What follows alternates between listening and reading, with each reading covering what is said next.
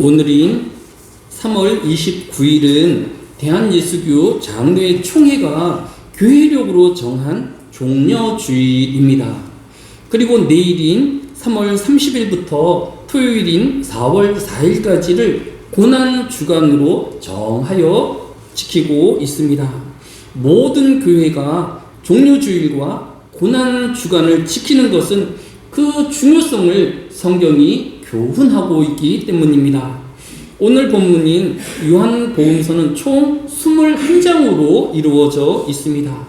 그런데 오늘 우리가 읽은 요한복음은 12장부터 시작되어지고 있는 것을 볼 수 있습니다. 이 요한복음 12장부터 예수님이 예루살렘에 입성하시고 일주일 동안의 고난주간 끝으로 십자가에 달려 죽으심과 또 부활하심을 끝으로 이 요한복음이 구성되어 있는 것을 볼 수 있습니다. 그러고 보면 예수님의 3년 반 동안의 공생애 중에서 마지막 7일 동안의 예수님의 말씀과 가르치심이 요한복음의 절반 가까이를 차지하고 있다라는 것을 알 수 있습니다. 이것은 성경이 종려주일과 고난주간을 얼마나 중요하게 여기지는지를 잘 보여주고 있는 것입니다.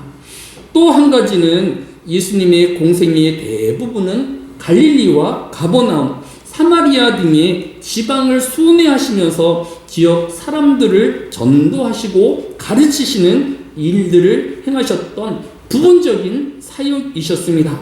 그러나 이제 예수님께서 예루살렘 입성 이후에는 예루살렘 성 안에 있는 모든 백성들 뿐만 아니라 온 이스라엘 백성들을 향하여서 예수님께서 교훈하시고 가르치시며 종말을 이야기하여 주시고 메시아 되심을 증거하는 말씀으로 가득 차 있는 것을 볼 수 있습니다.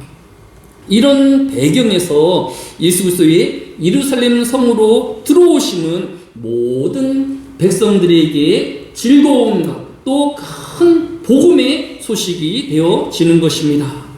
오늘 본문의 시작인 요한복음 12장 13절에서 종려나무의 가지를 가지고 맞으러 나가 외치되 호산나 찬송하리로다 라고 하였습니다. 이어서 이스라엘 왕이시여 하더라 라고 기록하고 있는 것을 볼 수 있습니다. 이스라엘 백성들은 이 예루살렘 주위에 많은 나무가지들이 있었을 것입니다. 그 중에서도 왜 종려나무의 가지를 흔들며 예수님을 환영하였을까요? 이 종려나무의 가지에는 영광과 아름다움, 기쁨과 승리라는 의미가 부여되어 있기 때문입니다. 오늘날 세계 영화의 3대 영화제로 불리우는 프랑스의 칸 영화제에서 가장 높은 상의 이름을 황금 종려상으로 부르고 있습니다. 우리나라의 2019년 기생충이 이 상에서 이 황금 종려상을 받은 기록이 있는 것입니다. 한마디로 종려나무는 최고의 영광, 최고의 승리를 상징한다라는 것을 알 수 있는 것입니다. 이처럼 예수님은 모든 사람에게 최고의 영광을 받으시기에 합당하신 분이신 것입니다. 또 예수님은 최고의 승리자로서 만왕의 왕이 되어지심을 우리에게 교훈하여 주고 있는 것을 볼 수 있습니다. 이처럼 예수님의 오심을 예언한 이사야서 9장 6절은 이는 한 아이가 우리에게 낳고 한 아들에게 우리에게 주신 바 되었는데 그의 어깨에는 정사를 메었고 라고 하였습니다. 다른 성경은 이 정사를 메었고를 우리의 통치자가 되었음을, 또 오늘 이사야서 9장 6절의 하반절 평강의 왕이심을 증거하고 있는 것을 볼 수 있습니다. 이처럼 예수님이 이 땅에 오시며 또 예루살렘에 입성하신 것은 만왕의 왕이시며 또 그의 백성의 왕으로 들어오심을 우리에게 교훈하여 주고 있는 것입니다. 또 오늘 본문인 요한복음 12장 15절에서도 이는 기록된 바 시온 딸아 두려워하지 말라 너희 왕이 나귀 새끼를 타고 오신다 함과 같더라 라고 하였습니다. 이것은 스가랴서 9장 9절의 말씀을 인용한 것으로 장차 메시아께서 왕으로 어린 새끼 나귀를 타고 예루살렘 성에 입성하실 것을 예언을 성취하시는 것입니다. 이러한 예언들이 그대로 성취되어서 요한복음 2장 2절은 유대인의 왕으로 나신 이가 어디 계시냐? 우리가 동방에서 그의 별을 보고 그에게 경배하러 왔노라 라고 하였습니다. 예수님이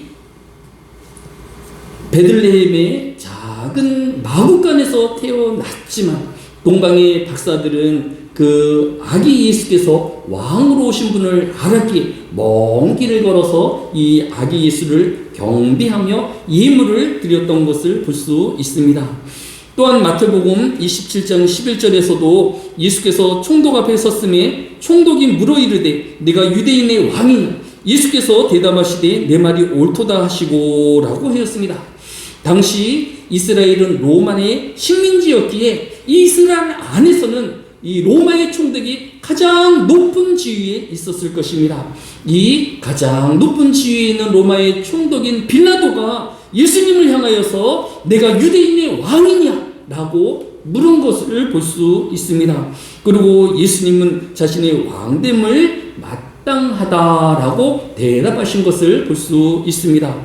끝으로 요한복음 19장 19절은 빌라도가 패를 써서 십자가 위에 붙이니 나사렛 예수 유대인의 왕이라 라고 예수님의 십자가 위에 왕 되심을 기록하여 두었던 것을 볼 수 있습니다.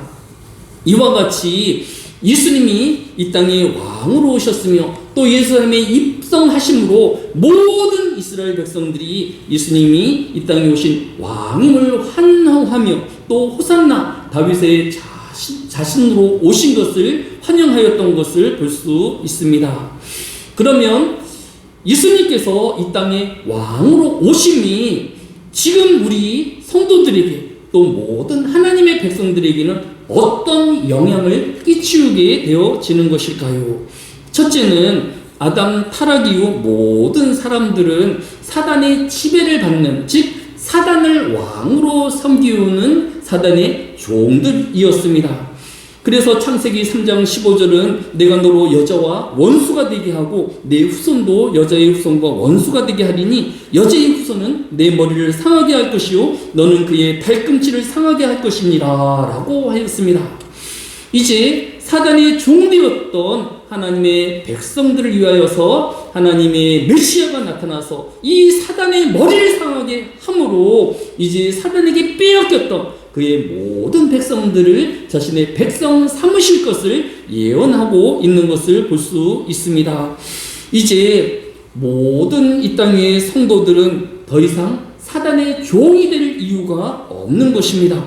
히브리서 2장 14절로 15절에서도 자녀들은 혈과 육에 속하였음에 그도 또한 같은 모양으로 혈과 육을 함께 지니심은 죽음을 통하여 죽음의 세력을 잡은 자 곧 마귀를 멸하시며 또 죽기를 무서워하며 한평생 매어 종노릇하는 모든 자들을 놓아주려 하심이라 라고 하였습니다. 이제는 사단에 매여있는 자가 아닌 예수 그리스도의 백성이 되어지고 또 예수 그리스도를 오직 한 분의 왕으로 섬기는 주의 백성들이 되어진 것입니다. 따라서 이제 모든 성도는 더 이상 죄의 종으로 살 것이 아니라 더 이상 욕망으로 살아가는 비참한 인생이 되어질 것이 아니라 거룩한 하나님의 백성으로 이 땅을 경건과 또 성결의 삶으로 살아내는 하나님의 백성이 되어야 할 것입니다. 둘째로 왕으로 이 땅에 오신 예수님으로 성도들이 누리는 것은 영원한 생명을 누리게 되어진 것입니다. 왕으로 이 땅에 오신 예수님은 우리 모든 성도에게 약속하시기를 로마서 6장 23절에 죄의 싹은 사망이요 하나님의 은사는 그리스도 예수 우리 주 안에 있는 영생이니라 라고 하였습니다. 예수 그리스도를 영접한 모든 백성들은 이제 예수 그리스도께서 우리에게 주시는 영원한 영생을 얻는 자가 되어지는 것입니다. 이제 더 이상 죽음 안에서 두려워하거나 벌벌 떨지 아니하며 이 우리에게 주신 영원한 생명을 누리며 사는 존재가 되어지는 것입니다. 종말의 한순간만을 의미하는 것이 아니라 요한복음 10장 10절은 도둑이 오는 것은 도둑질하고 죽이고 멸망시키려는 것뿐이요 내가 온 것은 양으로 생명을 얻게 하고 더 풍성히 얻게 하려는 것이다 라고 하였습니다. 죽음이 아닌 영생을 얻는 것은 물론이고 또 우리가 이 세상을 살아가는 가운데서도 더 풍성한 삶을 살게 하시겠다라고 교훈하고 있는 것을 볼 수 있습니다.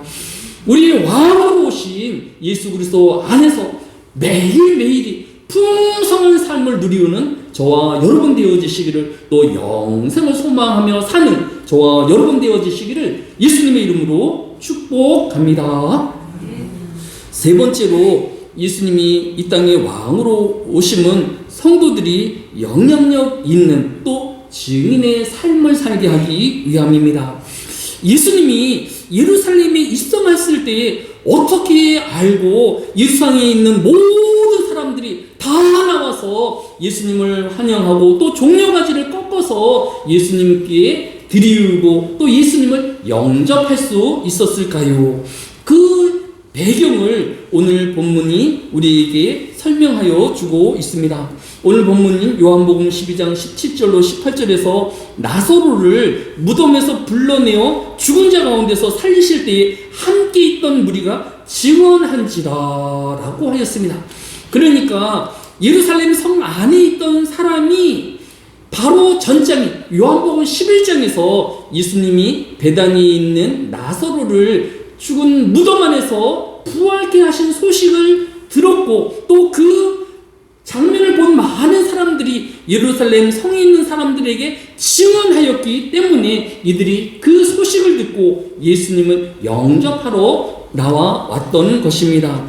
이와 같이 모든 사람들이 예수님을 영접한 것은 요한복음 12장 18절에서 이른 것 같이 이 무리가 예수를 맞으면 이 표적 행하심을 들었음이러라 라고 하였습니다.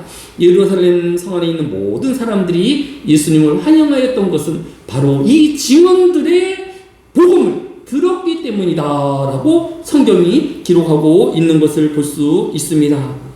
즉 나사로의 부활을 지켜본 사람들은 주변에 이 복음을 증거하지 못할 뜨거운 마음들이 있었던 것을 볼 수 있습니다. 오늘의 모든 성도와 같이 이 복음을 침묵하거나 또 잠잠할 것이 아니라 이 나사로의 부활을 들은 모든 증인들이 예루살렘 성과 주변의 이웃들에게 이 복음을 증거하였던 것처럼 우리도 이 예수 그리스도를 증거하며 또 예수 그리스도의 살아나신 것, 부활을 증거하는 저와 여러분 되어지시기를 예수님의 이름으로 축복합니다. 끝으로 오늘 본문인 요한복음 12장 19절은 바리새인들이 서로 말하되 볼지어다 너희 하는 일이 쓸데없다 보라 온 세상이 그를 따르는 도다라고 하였습니다. 바리새인들과 서기관들도 이제 온 예루살렘의 성 안에 있는 사람들이 예수님을 환영하고 또 맞는 것을 지켜보았습니다. 그동안 바리새인들과 서기관들은 어찌하든지 예수님을 넘어뜨리려고 방해하고 음해하였던 것입니다. 그런데 이제 온 이스라엘 백성들이 또 온 예루살렘의 성 안에 있는 사람들이 예수를 영접하였기에 이제 우리는 망하게 되었도다. 보라 이제 우리 하는 일이 아무 쓸모가 없게 되었도다 라고 이야기하면서 이제 모든 사람들이 예수를 쫓는 자가 되었다라고 고백하고 있는 것을 볼 수 있습니다. 왜 서기관들과 바리새인들은 예수님을 음해하고 또 예수님의 행적을 방해하는 자들이 되었을까요? 누가복음 20장 46절에 보면 긴 옷을 입고 다니는 것을 원하며 시장에서 문안받는 것과 해당의 높은 자리와 잔치 윗자리를 좋아하는 서기관들을 삼가라라고 예수님께서 교훈하여 주신 것을 볼 수 있습니다. 즉 서기관들과 이 바리새인들은 이 이스라엘 백성들이 자신을 높여주고 좋은 자리를 내어주며 그들을 존경하는 것을 즐겨하는 자들이었는데 이제 모든 이스라엘 백성들이 자신이 아닌 예수 그리스도를 쫓고 예수 그리스도를 또 존경하는 것을 보고 어찌하든지 예수님을 음해하고 방해하려던 것이었습니다. 그러나 이제 모든 이스라엘 백성들이 예수님을 쫓을 때 그들이 절망하고 좌절하였던 것을 볼 수 있습니다. 오늘의 우리가 마땅히 가지셔야 할 또 마땅히 영광을 받으실 예수 그리스도의 자리를 차지하며 또 높은 자리에 있으려고 또 하나님의 일을 거스르는 자가 되지는 말아야 할 것입니다. 우리는 높은 자리에 있기보다는 남을 존중하며 존귀 여기는 자가 되어야 할 것입니다. 초대교회 성도들은 어찌하였을까요? 아마도 초대교회에는 정말로 누구도 넘보지 못할 권위 있는 사람들이 있었습니다. 바로 예수님의 제자들이었습니다. 예루살렘 교회에 이 예수님의 직접 뽑은 또 3년 반 동안 함께하였던 이 12명의 사도와 또 사도 바울이 넘지 못할 큰 벽이었을 것입니다. 그런데 로마서 16장 7절에는 놀라운 말씀이 기록되어 있습니다. 내 친척이요 남과 함께 갇혔던 안드로니고와 유니게에게 문안하라. 그들은 사도들에게 존중이 여기어지고 또한 나보다 먼저 그리스도 안에 있는 자라라고 하였습니다. 사도 바울은 로마 교회에 있는 성도들에게 마지막 문안하는 로마서 16장에 로마 교회에 있는 안드로니고라는 사람과 유니아를 소개하면서 이들은 예수님의 제자인 사도들에게도 존경을 받는 사람이며 또 사도인 사도 바울보다도 먼저 그리스도 안에 있는 사람들이라라고 존경을 표하였던 것을 볼 수 있습니다. 사도들은 자신이 예수님의 택하신 12명밖에 없는 사도이었기에 다른 사람들보다 더 높은 자리에 앉을 수 있고 존경함을 독점할 수 있는 자리에 있을 수도 있었을 것입니다. 그러나 이 로마 교회에 잘 알려지지도 않는 이 성도들을 존경하는 사람들이었다라고 기록하고 있는 것을 볼 수 있습니다. 오늘날의 교회 안에서도 또 스스로 높아지려는 것이 아니라 작은 성도에게도 직접 배우고 또 사도의 권한을 가진 예수님의 제자들도 존경을 표하였던 것처럼 서로를 존중히 여기고 또 귀하게 대하여야 함을 우리에게 교훈하여 주고 있는 것을 볼 수 있습니다.